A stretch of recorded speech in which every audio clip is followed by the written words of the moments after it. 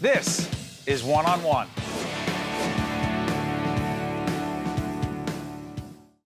We welcome Candice Bland, who is a Spanish teacher at Hightstown High School. Good to see you. Thank you. Thank you for having me. You do an amazing thing. You take your students to Spain? Yes. Where in Spain? To Granada, to the south of Spain, Andalusia. Who are these students? They are my students in levels Spanish 3, 4 honors, and AP, or dual enrollment, who want to enrich their Spanish language skills and extend the school year, because it happens after the school year in the summertime. And I start promoting it come June for the following July, and they just start signing up. So it's been happening for about 6 years now. It's a beautiful thing, and we're gonna, instead of just talking about it right now, Candice, we're gonna show a video from the Classroom Close-Up series produced by our friends at the New Jersey Education Association, Candice Bland, and her students going to Spain.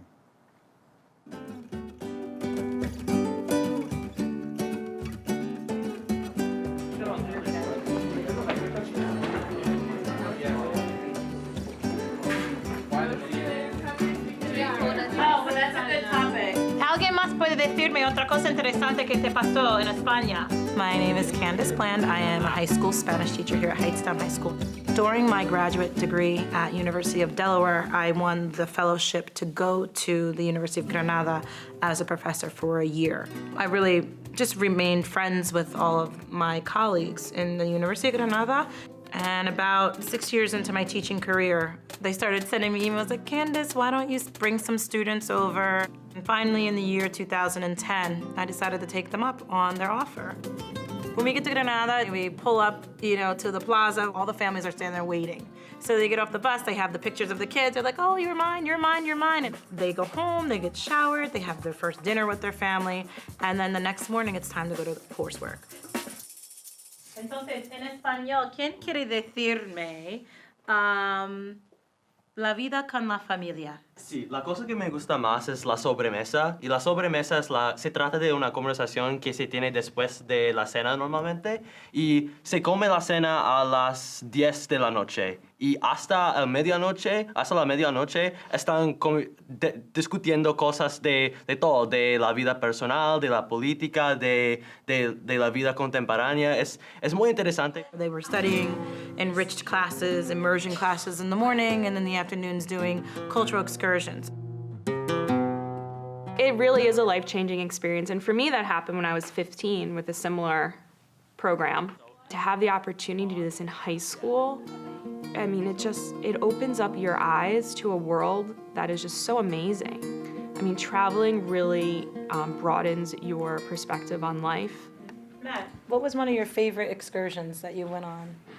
It really opened my eyes, because this is a whole nother culture, a whole nother way of expressing yourself, a whole nother art form, and I got to experience that firsthand. I want them to be more of a global citizen. And I want them to understand the importance of being bilingual. It is so important for us, especially to speak Spanish, especially in New Jersey. We have a huge need for bilingual professionals in all walks of life. Conocimiento. Vale. No pasa nada en Granada. Hola, chicos. Riquísima. Muy bueno. Extraña. Vete a Granada. Bonita. Pásatelo bien. Tapas. Muy divertida. Es fantástico. Muy chulo.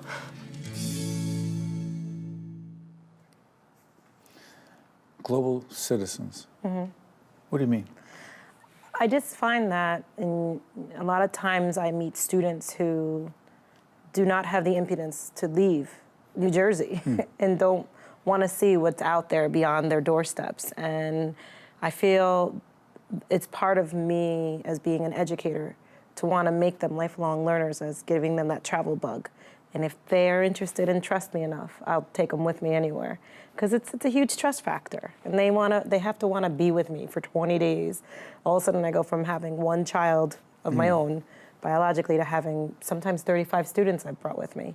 And it's a lot. It's a huge responsibility, both for me and it's a huge risk for them. They don't know how they're going to react to a new culture or live with another family, shower in another bathroom, eat food that they're not ever used to eating or thought they would never ever try. Right. So I like to show them that they can and will survive and come back completely changed. And their view of life is just more worldly. And they're able to go out into the world. I feel like I'm prepping them to be an adult, whether they're going to go to college or go into some sort of trade, that they have the confidence in themselves and believe in themselves.